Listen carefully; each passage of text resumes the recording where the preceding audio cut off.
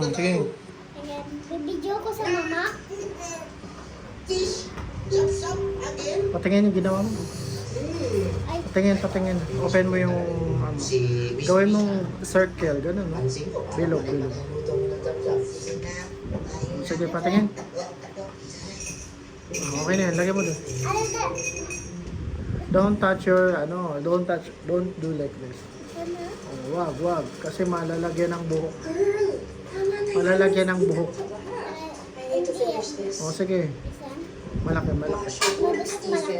Nakatata natin siya, pero ayan, Tignan, fully working. hawak natin. I'm so hungry, like, for real. I can't. Malaki yan. Patingin. Malaki. O, yan. Ito, binibidyo na mama. Marunong ka na. Lang, ayos natin.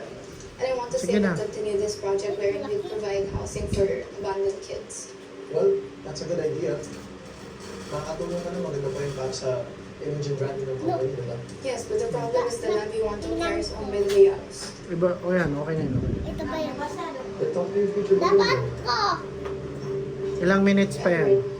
Jera, wait lang. Ilang minutes pa, Jera?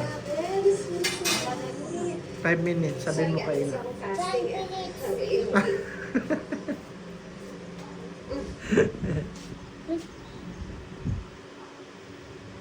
Ay, bakit malaki? Malaki. 20 minutes na. 30 minutes? Tagal? Ang tagal ko. Dapat ako na lang pala naman Okay ka na nga talaga. I'm not okay. Okay, what's with the attitude? Yan, sige, lagay mo. Ay, dito pala sa Ano awak. ba yung ginawa niya? Wait lang, tayo ako. office? What is she trying to pretend that she's a Ay, workaholic? dito na. It's just gonna make me look bad. I'm just trying to respect everyone's working hours. Alam mo, bago ka kasi magpa-foot massage, kasi kasuhin mo muna yung mga backgrounds mo. Yun ang dapat mong gawin. No. Actually, stop ka natin. Pupunta ako sa office. Diyan ko lang You're to. crazy? Yes. Sige, pero kung galing ka,